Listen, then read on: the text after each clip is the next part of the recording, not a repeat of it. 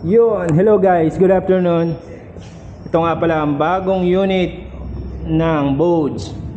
Ito ang type na cruiser na big bike ng Boats. 525 engine din siya. 525, same engine. So yun guys.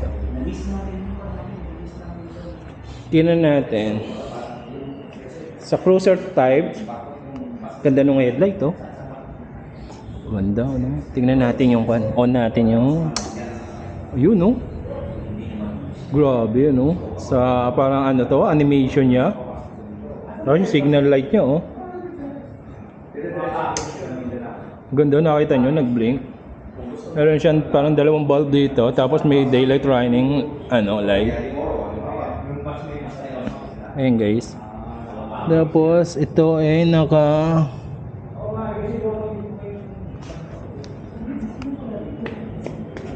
tapos mataba yung gulong niya. So 180 by 16 yung harapan niya. 180 by 80, 16 yung harapan niya. So naka ano tong caliper? Huan. Ito yung Huan. I think ang Huan is parang Brembo caliper to eh. Yun, parang another brand ng Brembo. Yan Huan. Maganda rin tong caliper na to, laki oh. ABS din siya, guys. Yan.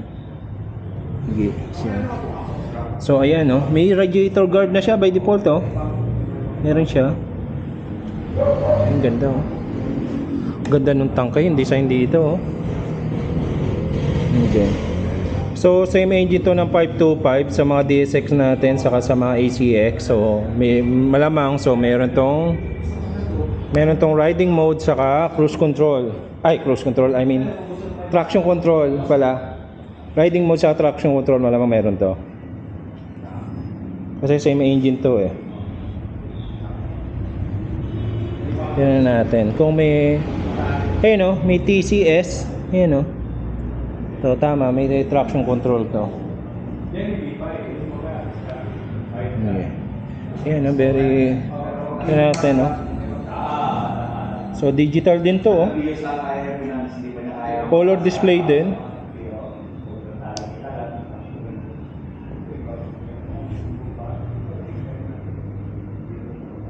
Ayan.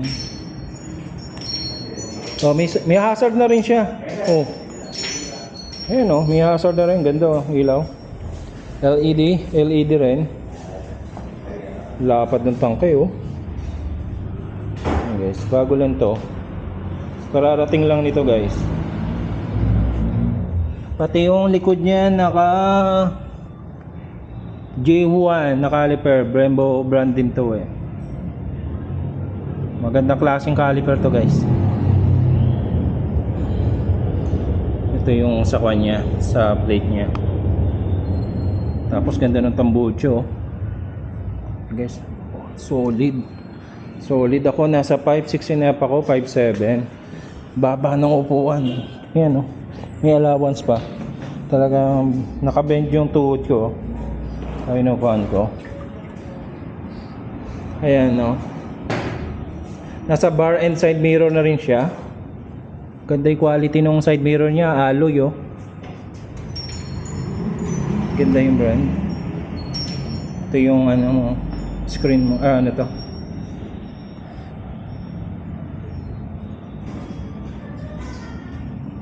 Ganda ng kulay oh. Tapos meron na rin siya by default na ano to, yung cross guard niya. So ayan, naka level oh. So may protection na agad yung motor mo. So ayan.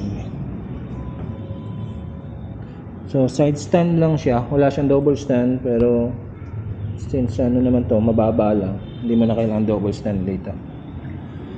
Ganda.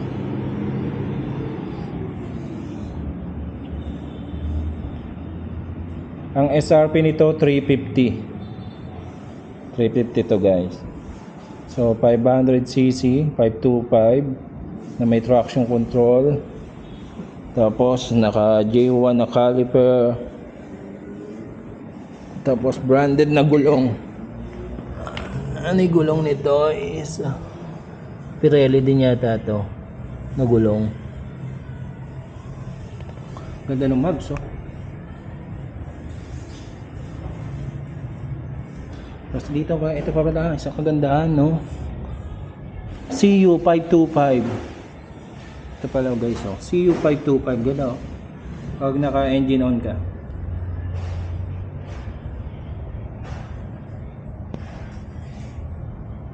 Lupit ang design nito. Baba lang nyo. Para sa mga hindi nabiyayaan ng height at gustong mag big bike, ito guys ang panalo sa inyo.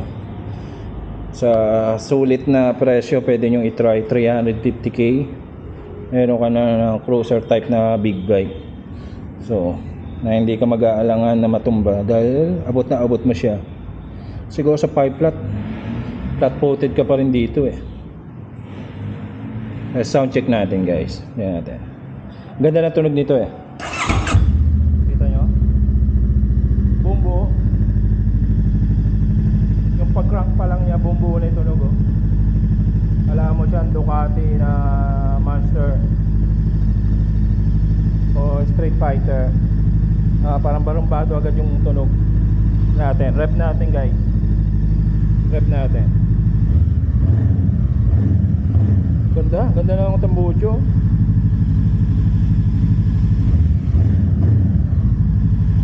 Ganda ng exhaust niya.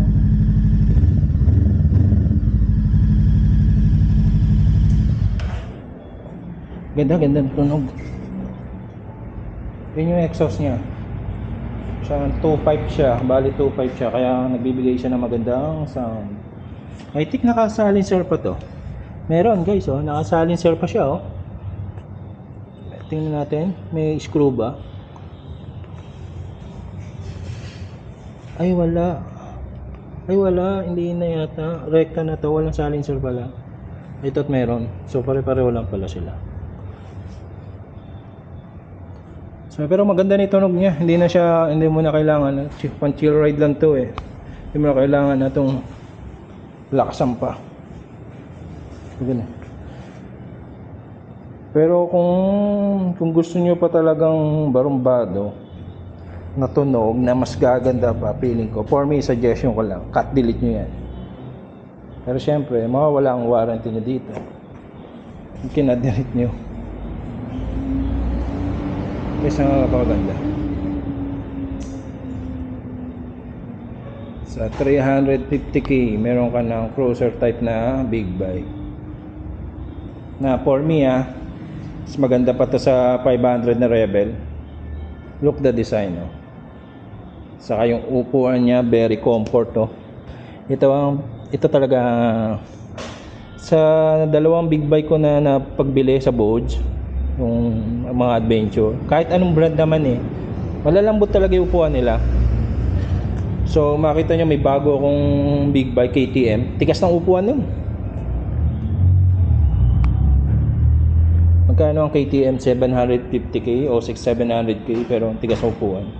So dito sa 350k o 650 na 900cc nila, lambot ng upuan.